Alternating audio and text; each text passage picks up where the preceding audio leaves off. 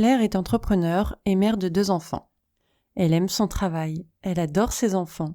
Et pourtant, depuis plusieurs mois, elle traîne une fatigue qu'elle n'arrive pas à expliquer. Ce n'est pas seulement une fatigue physique, celle qui disparaît après une bonne nuit de sommeil. Non, c'est un épuisement plus profond qui colle à elle du matin au soir, même quand elle prend du repos. Elle se réveille déjà épuisée, comme si elle n'avait jamais vraiment dormi. Tout semble plus lourd, plus compliqué. Il lui faut un effort monumental pour se lever et affronter sa journée. Elle se dit que c'est normal, avec la charge de travail et les responsabilités familiales, que ça finira par passer, mais ça ne passe pas. Chaque jour, elle se sent encore plus vidée. Au bureau, Claire n'est plus aussi concentrée qu'avant et a du mal à se lancer. Les to-do list s'allongent, mais sa motivation fond comme neige au soleil. Elle se dit qu'elle n'est plus aussi efficace qu'avant et ça la stresse encore plus. Et puis il y a les douleurs physiques qui commencent à apparaître. Des maux de tête, des tensions dans le cou, dans les épaules, une sensation de fatigue dans tout le corps, même après une bonne nuit de sommeil. Elle se sent tendue, comme si son corps était en alerte constante, mais elle continue à avancer, persuadée qu'elle n'a pas le droit de s'arrêter. À la maison, c'est pas mieux. Claire veut être présente pour ses enfants, mais elle n'a plus l'énergie de les suivre comme avant. Et un soir, elle s'écroule sur le canapé, épuisée et incapable de profiter de sa soirée. Elle se sent coupable de ne pas être la mère active et attentive qu'elle aimerait être. Elle aimerait passer du temps de qualité avec ses enfants. Mais tout devient une corvée. Même les choses simples comme les devoirs ou le dîner ou jouer avec ses enfants. Ce qui l'épuise encore plus, c'est qu'elle ne s'autorise pas à dire non. Que ce soit au travail ou à la maison, elle prend tout sur ses épaules. Elle ne veut pas décevoir ses clients, son équipe, ni ses proches. Alors elle dit oui à tout, mais elle ne s'arrête jamais. Plus le temps passe, plus Claire se sent dépassée. Ce qui la rendait heureuse avant, comme diriger son entreprise, ne lui apporte même plus de satisfaction. Elle se demande souvent pourquoi elle fait tout ça, quel est le sens derrière cette course quotidienne. Chaque fois qu'elle a des emails non lus, chaque demande de ses clients, chaque cri de ses enfants, tout s'accumule, elle serre les dents, elle continue, mais elle sent bien que ça va pas, qu'elle est au bord de craquer. En fait, elle n'a jamais vraiment pris le temps de s'occuper d'elle, toujours en train de gérer les besoins des autres. Elle met tout le monde avant elle. Et cette fatigue n'est pas seulement physique, mais aussi émotionnelle, mentale. Je suis Erika, coach en gestion des émotions et plus globalement en intelligence émotionnelle. Et si tu n'as jamais pris le temps de te pencher sur tes émotions, si le stress, l'anxiété, les expériences passées ou le manque de confiance en toi impactent tes enfants ou ton entreprise, on peut ensemble identifier ces blocages, surmonter les obstacles émotionnels en se concentrant sur la gestion des émotions, l'estime de soi et la guérison des traumatismes. Peut-être que toi aussi tu te sens à court d'énergie sans vraiment savoir pourquoi. Tu penses que c'est parce que tu travailles trop ou que tu ne dors pas assez, ou que c'est à cause de l'hiver qui pointe son nez, mais souvent l'origine est beaucoup plus profonde. Aujourd'hui, on va parler de 7 raisons possibles de cette fatigue, et surtout, on va voir comment y faire face. Parce que, pour retrouver ton énergie, il faut d'abord comprendre d'où vient cet épuisement. La première cause, et peut-être la plus fréquente, c'est l'épuisement émotionnel. Et quand je te dis ça, je parle des émotions que tu portes en toi, souvent sans les exprimer. Ces peurs, ces frustrations, ces colères, tout ce que tu refoules parce que t'as pas le temps ou parce que tu penses que ça passera tout seul. Claire, par exemple, elle ne réalise pas tout de suite que son épuisement est lié à ce qu'elle ressent mais qu'elle ne dit pas. Les émotions refoulées, c'est comme si tu remplissais une boîte tous les jours, sans jamais la vider. Au bout d'un moment, elle déborde et tu te retrouves dépassé. C'est pas toujours visible, bien sûr, parce que tu continues à avancer, à travailler, à t'occuper de tout le monde, mais intérieurement, ça te ronge. Tout ce que tu n'exprimes pas, ça pèse sur ton mental, et au bout d'un moment, ton mental, il sature. Parfois, tu réalises même pas que ce sont tes émotions qui te fatiguent. Tu mets ça sur le compte du boulot, du manque de sommeil, de la charge mentale. Mais en réalité, c'est l'accumulation de toutes ces choses que t'as jamais exprimées qui finit par vider ton énergie. Tu portes des peurs, des frustrations qui sont liées à ton travail, à ta vie personnelle, et peut-être même aussi des traumas anciens que t'as jamais vraiment affrontés. Et tout ça, ça reste en toi, ça finit par te fatiguer, même si t'en es pas forcément conscient. Alors, que faire dans ces cas-là ? La première étape, c'est d'apprendre à reconnaître tes émotions, les identifier, les nommer. prendre un moment pour te poser et te demander qu'est-ce que je ressens vraiment. Si tu as du mal à mettre un mot sur ton émotion, ce qui arrive, tu peux peut-être lui donner une forme ou une couleur. Quand je dis de te demander qu'est-ce que je ressens vraiment, encore une fois, c'est pas de te demander ce que tu devrais ressentir ou ce que, dans ces cas-là, qu'est-ce qu'on devrait ressentir, mais qu'est-ce qui se passe vraiment en toi. C'est peut-être de la colère, de la tristesse, de la frustration, mais tant que tu mets pas des mots dessus, ça continuera à tourner en boucle et à te prendre toute ton énergie. Ensuite, il faut libérer ces émotions, et pour ça, il y a plein de façons de faire. L'essentiel, c'est que tu trouves celle qui te parle le plus. Ça peut passer par la parole, par l'écriture, le travail corporel comme la méditation, les techniques de relaxation, le yoga. Je te dis ça parce que le corps, on sait qu'il est directement lié à nos émotions. Donc si tu arrives à relâcher la tension physique, ton esprit suivra, et inversement. Ça peut être parfois juste prendre un moment pour respirer pendant 2 minutes, 3 minutes. Respirer, relâcher tes muscles. Le scan corporel, c'est super pour ça. Tu visualises ou tu penses à chaque partie de ton corps dans tous ces détails et tu relâches.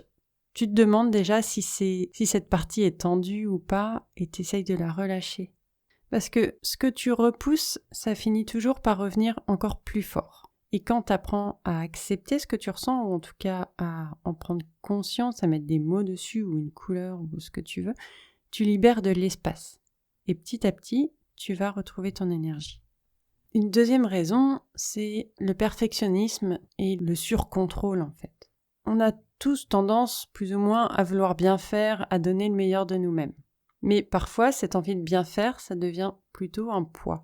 Le perfectionnisme, c'est bien, mais le perfectionnisme trop poussé, trop exagéré, là, c'est moins bien. Et Claire, par exemple, elle veut que tout soit parfait. Elle passe des heures à peaufiner des choses qui ont peut-être pas besoin d'être aussi parfaites que ça. Et vouloir tout maîtriser, tout contrôler, c'est épuisant, forcément. Parce qu'on se met une pression de dingue. On vérifie tout, on délègue rien, on revoit chaque détail. Et Claire, elle pense que c'est à elle de tout faire parce que c'est comme ça qu'on montre qu'on est à la hauteur pour elle. Et ça, forcément, ça vide l'énergie. Déjà parce que on laisse jamais d'espace pour l'imprévu. Toujours dans l'anticipation, en fait, à revoir chaque détail, à se présenter à chaque éventualité. Et ce qui fait que, elle a jamais de vrai moment de relâchement, parce que même quand elle essaye de se reposer, son mental continue à tourner, à planifier, à réfléchir, Et c'est là le piège du perfectionnisme, c'est que tu penses que tu fais bien, que tu vas être plus efficace en contrôlant tout, mais en réalité, tu t'épuises à vouloir être parfait ou parfaite. Soyons honnêtes, la perfection n'existe pas. Dans tous les cas, ce qui sera parfait pour toi, ça sera pas forcément parfait pour quelqu'un d'autre. Donc, en fait, c'est juste courir après un idéal qui arrivera jamais.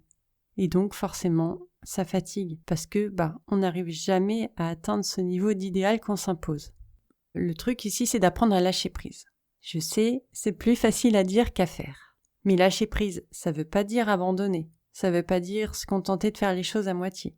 Ce que ça veut dire, c'est accepter que tout ne peut pas être contrôlé, que certaines choses ne seront jamais parfaites et que c'est ok. Et parfois même, en fait, c'est bien. C'est bien que ce soit pas parfait, je sais pas, mais peut-être que tes meilleurs souvenirs ou tes meilleurs fous rires, ou en tout cas, les choses que tu aimes raconter viennent de situations justement où tout a foiré, où rien ne s'est passé comme prévu, où t'as laissé place à l'imprévu en fait.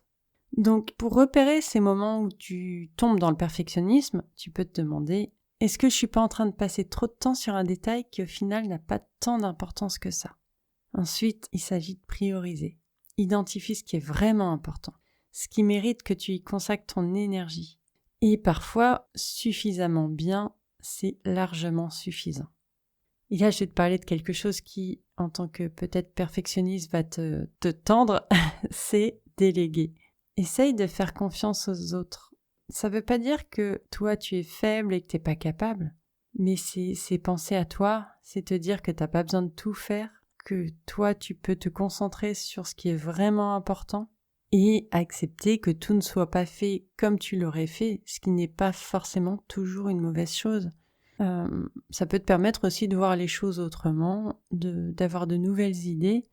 Déléguer, c'est pas te dire que t'es pas capable ou que tu peux pas tout faire. C'est dire je me concentre sur ce qui est vraiment indispensable et ce qui est le plus important. En fait, l'imperfection, ça fait partie de la vie. Quand tu acceptes l'imperfection, tu vas te libérer d'un poids énorme. Tu vas récupérer une énergie que tu pensais même pas avoir perdue. Lâcher prise sur le perfectionnisme, bien sûr, c'est un processus. Une fois que tu commences à le faire, tu réalises que tout ne s'effondre pas parce que c'est pas parfait. Au contraire, tu vas retrouver de l'espace pour respirer, pour te recentrer sur ce qui compte vraiment. Et c'est là que tu récupères ton énergie. Le troisième point, écouter son corps. L'une des choses que Claire ne réalise pas, c'est que son corps essaye de lui parler depuis un moment. Elle pense que sa fatigue vient de son emploi du temps chargé, de ses enfants, du travail. Mais la fatigue, les douleurs, les tensions, tout ça, c'est son corps qui lui dit stop. Parce qu'en réalité, ton corps ressent ce que ton esprit n'arrive pas à traiter. Les émotions que tu n'exprimes pas, le stress répétitif, les traumas anciens que tu n'as pas résolus, tout ça, ça finit par se traduire physiquement. Et c'est ce qu'on appelle la somatisation. Somatiser, c'est pas forcément inventer des douleurs ou les provoquer par le mental, en fait, c'est pas ça. C'est le fait que ton corps exprime ce que ton esprit ne traduit pas, ne traite pas, ne conscientise pas. Claire, elle pense que ses maux de tête, ses raideurs dans le dos, c'est lié à sa posture, ou peut-être une mauvaise nuit de sommeil. Mais en vrai, c'est que son corps est en train de réagir à tout ce qu'elle prend pas le temps de traiter mentalement. Il encaisse, il prend tout ce que Claire s'autorise pas à ressentir ou à exprimer, et oui, ça se traduit par des douleurs physiques. Alors, au début, ça passe inaperçu. Un petit mal de tête par-ci, une fatigue par-là, mais forcément, à force de pas écouter ces signaux, ils vont devenir plus persistants. C'est comme si ton corps te disait « je t'envoie des alertes, il est temps de m'écouter ». Et donc, comment faire ? C'est simple. C'est apprendre à écouter ton corps. C'est quelque chose qu'on oublie souvent de faire. Dans nos vies, tout va très vite. On se concentre sur ce qu'on a à faire, sur nos responsabilités. Et on oublie de prendre le temps de ressentir ce qui se passe en nous. Alors, comment te reconnecter avec ton corps ? Déjà, pose-toi cette question simple, en fait. Comment je me sens physiquement en ce moment ? Peut-être que tu vas réaliser que tes épaules sont tendues, que tu as des maux de tête, que tu ressens une lourdeur dans la poitrine, que tu as la gorge serrée. Prends le temps de prendre conscience de ces tensions sans les ignorer. Essaye peut-être régulièrement le matin, ou si tu te lèves vraiment speed le soir avant de dormir, de faire ce scan corporel et de te dire qu'est-ce qui se passe dans mon corps en ce moment. Est-ce que j'ai des tensions? Est-ce que j'ai des douleurs? L'objectif là étant d'avoir conscience que le corps ne ment pas. Quand il est fatigué, quand il est tendu, c'est qu'il y a une raison. Si tu prends le temps de l'écouter, tu vas éviter d'accumuler des tensions qui sont inutiles. Tu pourras relâcher le stress et surtout donner à ton corps l'espace dont il a besoin pour se recharger. Écouter ton corps, c'est une manière de reprendre le contrôle de ton énergie. C'est pas facile, clairement, dans une vie à 100 à l'heure, mais c'est pour moi essentiel. On arrive au 4e point, la suradaptation émotionnelle. Comme beaucoup de gens, Claire est toujours disponible pour les autres. Elle veut bien faire. Elle veut que tout le monde soit content, elle veut éviter les conflits. Alors elle dit oui à tout. Mais à force de se suradapter aux attentes des autres, elle a perdu de vue ses propres besoins à elle. Elle a tellement l'habitude de faire passer les autres en premier qu'elle ne s'écoute plus. Elle anticipe les besoins des autres. Elle veut éviter les conflits. Alors elle s'efface, elle prend sur elle et elle fait tout pour ne pas décevoir. Et quand tu passes ton temps à essayer de répondre aux attentes des autres, tu finis forcément par te vider de ton énergie à toi. Et j'ai envie de dire aussi de plus vraiment savoir ce dont toi t'as besoin pour te sentir bien. Quand tu fais passer toujours les autres en priorité, toi tu sais plus en fait ce qui est bon pour toi, ce dont t'as envie, ce dont t'as besoin. Je suis sûre que ça t'est déjà arrivé d'avoir du temps pour toi et de te dire « Oh là là, j'ai du temps pour moi, qu'est-ce que je fais ?» T'hésites du coup entre plein de choses parce que t'as pas l'habitude. Donc pour ça, la solution c'est d'apprendre à dire non, à poser des limites. C'est pas évident parce que Claire, comme beaucoup de gens, a toujours l'impression que dire non c'est mal. Que ça implique du rejet, que ça implique de pas être à la hauteur, que ça implique une mauvaise image venant des autres. Mais pourtant dire non, c'est une façon de se protéger, une façon surtout de se respecter. Parce que quand tu dis oui aux autres, tu dis non à toi-même. Ça, c'est vraiment important. Je répète, quand tu dis oui aux autres, tu dis non à toi. Donc, prends conscience de tes priorités. Qu'est-ce qui est vraiment important pour toi? Est-ce que c'est dire oui à cette énième demande d'un collègue ou d'un client? Est-ce que c'est ton bien-être? Est-ce que c'est tes projets à toi que tu as envie de réaliser?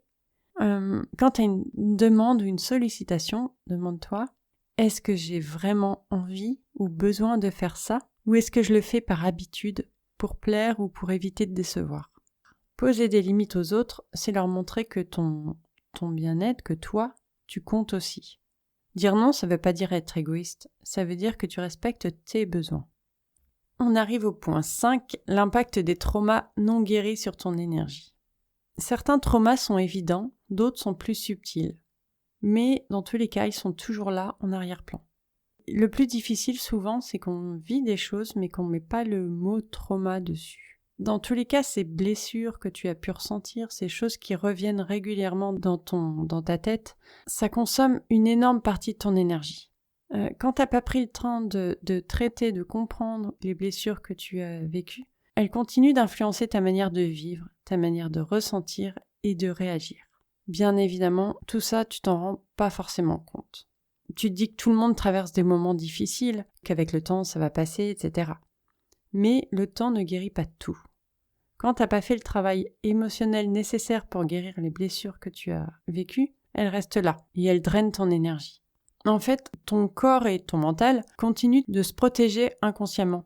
Tu sais, comme si tu étais constamment sur tes gardes, comme si tu étais toujours en état d'alerte, prêt à te défendre ou à éviter une situation qui va être similaire à ce que tu as vécu. Donc cet état d'alerte, même s'il est discret, il épuise ton énergie. Claire, qui se demande pourquoi elle est si fatiguée, pourquoi elle réagit si fortement à certaines situations, qui n'ont pas forcément quelque chose à voir avec son passé en apparence. En fait, le truc, c'est que tant que tes blessures sont pas guéries, elles continuent de s'inviter dans ta vie, de façon plus ou moins consciente. Donc là, ce qu'il faut faire, c'est prendre conscience que ces traumas existent encore. Alors, bien sûr, tu n'as certainement pas envie, parce que tu préfères les laisser derrière toi, tu préfères faire comme s'ils n'étaient pas là. Mais si tu ressens cette fatigue et que les points précédents ne te parlent pas, c'est peut-être qu'il faut que tu prennes le temps de guérir émotionnellement de ces traumas. Alors, quand je dis ça, ça ne veut pas dire que tu dois te replonger dans les événements, en reparler forcément, etc. Mais de prendre conscience de leur impact et de prendre le temps, par exemple en clean c'est assez rapide, mais de prendre le temps de libérer ces traumas. Parfois il suffit juste d'une séance ou deux pour alléger cette charge émotionnelle. Parce que ton corps, lui, il n'oublie pas. Mais même si ton mental essaye de passer à autre chose, ton corps, il garde en mémoire ces tensions. Et elles s'accumulent. Donc le but, c'est de pas ignorer ces blessures, mais de leur faire face, en fait, avec douceur, évidemment, avec bienveillance, mais de libérer l'énergie que ces traumas accaparent. On arrive au point 6, le stress chronique. Claire est sous pression tout le temps. À peine réveillée, elle pense déjà à sa journée, à ses deadlines, à ses mails en attente, à ses rendez-vous à gérer. Et cette pression, elle la ressent du matin au soir. Même quand elle est censée se reposer, son esprit continue de tourner. Donc, elle a souvent une boule au ventre, elle se sent souvent tendue. Et le problème avec ce stress permanent, ce stress constant, c'est qu'il t'épuise. Ton corps, encore une fois, reste en mode alerte, toujours prêt à réagir. Le stress, il est bon pour nous sortir de situations ponctuelles, en cas de vrai danger. Mais le corps n'est pas fait pour l'encaisser en permanence, pour le ressentir tout le temps. Et en fait, ton système nerveux, il n'a jamais le temps de se poser. Donc forcément, ça vide ton énergie. Alors oui, tu vas avoir l'impression de tenir, de gérer. Tu dis, ouais, mais c'est grâce à ça que je tiens. Le stress, c'est normal, tout le monde est stressé, etc. Ouais, mais tout le monde est vidé, tout le monde est tendu, tout le monde. Je généralise, mais je sens bien que, je pense, surtout si tu vis à Paris ou dans une grande ville, tu vois bien que c'est pas hyper, que ça se ressent dans l'atmosphère, tu vois, que les gens sont vraiment tendus, en fait. Et Claire, elle fait partie de ces gens-là. Elle est tellement habituée à être sous tension qu'elle se souvient même plus de ce que ça fait d'être détendue vraiment, quoi. Alors, le truc, c'est que c'est pas seulement en prenant des vacances une fois par an que tu vas relâcher la pression. C'est vraiment un travail de chaque jour, de tous les jours trouver des moments pour laisser ton corps et ton esprit souffler un peu. Et ça passe par des vraies pauses. Je te parle pas de pauses où tu continues à réfléchir à ta prochaine tâche, où tu scrolles ton téléphone, etc. Je te parle de vraies pauses. Des pauses où tu lâches tout. Même si c'est juste 5 minutes, tu lâches tout. Tu t'assieds, tu fermes tes yeux, tu te concentres sur ton corps, soit tu vas marcher 5 minutes. Tu laisses ton téléphone et tu sors. Tout ce qui est travail de respiration aussi, parce que quand on est stressé, on respire mal. Te concentrer sur ta respiration, ça c'est hyper puissant. Donc tu fais ça, tu vois, 2-3 fois dans la journée, tu verras que ça a déjà un petit impact quand même. Il y a le mouvement aussi, faire bouger ton corps. Donc ça peut être juste marcher, ça peut être t'étirer, ça peut être des petites choses comme ça qui te disent je me reconnecte à mon corps, je le fais bouger et je relâche un peu la tension que je porte dans mon corps, que je cumule. Donc oui, le stress c'est normal, mais laisser s'accumuler, ça c'est mauvais. Donc relâche la pression régulièrement, 2-3 fois dans la journée. Redonne à ton corps le moyen, l'occasion de se recharger. Et enfin, on arrive au point 7, le manque de sens. Quand on n'est pas connecté à ce qui compte vraiment pour nous, on perd de l'énergie.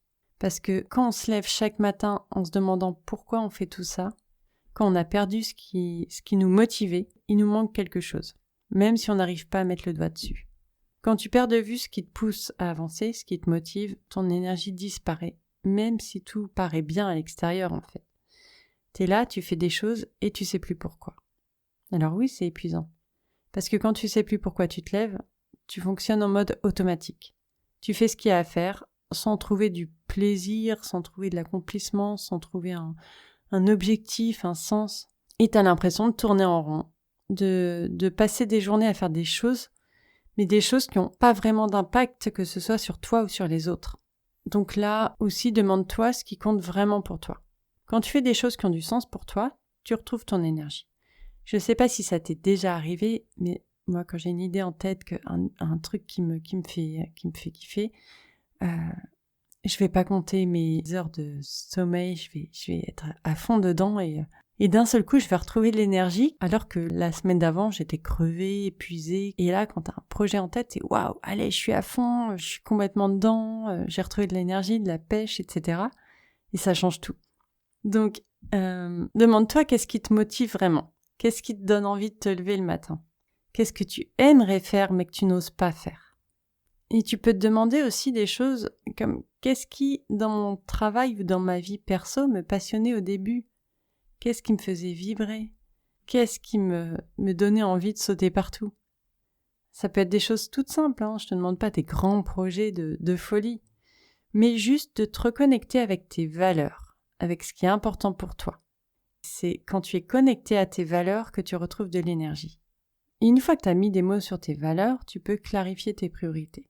Parce que ça arrive quand même souvent qu'on s'épuise à faire des choses qui sont pas vraiment liées à nos valeurs ou à ce qui compte pour nous. Il y a un exercice simple que je peux te conseiller si tu veux, c'est de faire la liste de ce qui te donne de l'énergie.